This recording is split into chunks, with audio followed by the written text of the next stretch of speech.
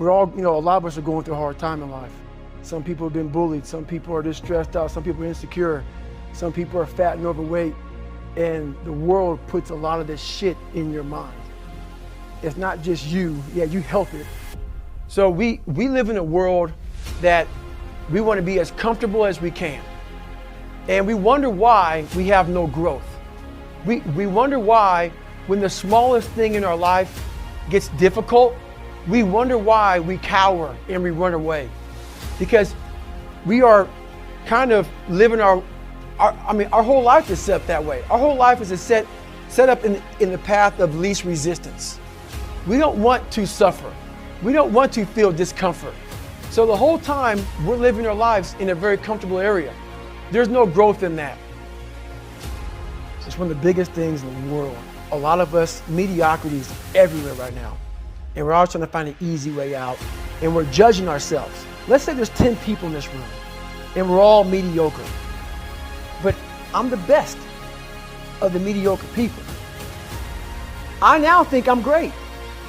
I'm great. We surround ourselves around people that make us feel great. They tell us what we want to hear. The second we put ourselves amongst the uncommon people, we don't like that feeling. That challenging feeling of that person who's waking up at 3:30 in the morning and saying, hey, push your shit on, we're going for a run. We don't like that challenge. We like that person who says, hey, you know what, man, I don't feel good today, man. And they say, oh, it's okay, brother. Take a day off, man, we'll get a pizza and shit, watch the game. We like that. We love that feeling. Why? Because you understand, man, we're good, bro. We don't want that motherfuckers like this. Hey, man, no, bro. Get your fucking shit on, man. Stop being a punk. We don't want that in our lives. We don't want that person who's constantly challenging our weaknesses. We want that person who's constantly, making us feel nice and good and secure in ours. That's the mediocrity of life. We want to be the best amongst the average people. People wonder, how do you stay hungry all the time? Because after I accomplish something, I don't sit back like a lot of guys who graduate buds, graduate this, graduate that. They get comfortable. They wonder why I'm getting weak, man. I don't know, I lost my edge. What's going on? Because once you hit the top of the fucking mountain, guess what happened? I'm good. I'm good. So you wonder why you're falling down now. Because once you reach the top of the mountain, you got to build a fucking another one. That's mediocrity. There's a lot of people in mediocrity who have a nice resume, but they're one-timers, man. They hit a one-time deal, they busted it open, got a lot of money, but they're good. You're mediocre now, man. What are you fucking doing today, tomorrow, the next fucking day? That's why I don't listen to theorists. I don't listen to all that bullshit. I listen to a motherfucker who's like this, man. What's wrong, man? I'm fucking tired, dude. Why are you tired? Because tomorrow, I gotta do the fucking shit again, man. Whatever the shit is that made me fucking nauseous and sick to my stomach, it made me hurt. There's no ending. And that's the person I listen to. That's the person who's gained knowledge. You gain knowledge through suffering. And on the other end of suffering is a world that very few have ever seen. For me to grow, I had to do this thing every single day. I wanted to start callousing my mind. I wanted to start becoming a better person. And how you become a better person, how you gain mental toughness, how you become the person you want to be, is constantly facing the things that you don't want to face. If you constantly run away from things that you don't want to face, how is there growth? How is there mental toughness? I can give you a class all day long about self-talk, visualization, eat an elephant one bite at a time.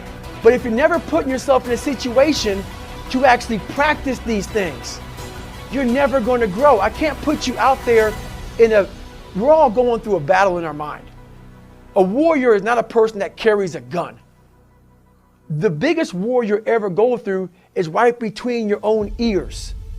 It's in your mind. We're all going through a war in our mind, and we have to callous our mind to fight that war and to win that war.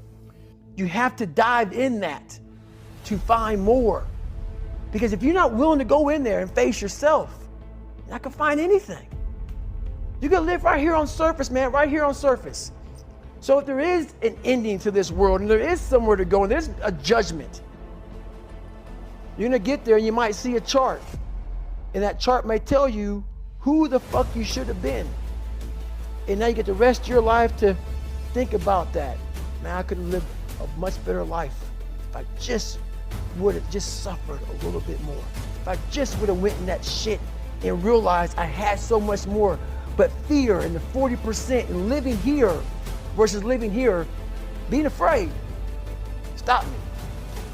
So I'm a big guy in visualizing. I'm a big guy in making a world, it may not exist. To me, it does. To me, it does. And I'm overpowering myself every day. And you gotta find tools to do that. That's the tool that I use. The most important conversation you will ever have in your fucking life is the one you have with yourself. You wake up with it, you walk around with it, you go to bed with it, eventually you're gonna act on it, whether you're good or bad. You have to, that's why the whole thing about this book I have, it's about you. It is about you. It's strictly about you finding who you are. So many people die, live 100 years, never fucking know who they are. Never know who they are. You have to look in that mirror and know there's so much more in here, man. Because I can literally right now be a 300-pound guy spraying for cockroaches still to this day if I did not look in that mirror and say, there has to be more to this. This can't be it. And then willing to go into it, dive deep into it, and give all I have to find it. And I became fat over the years because I fell back in the hole. I call myself fat because I was fat. And people don't want to do that. They want to say, oh, don't call yourself fat.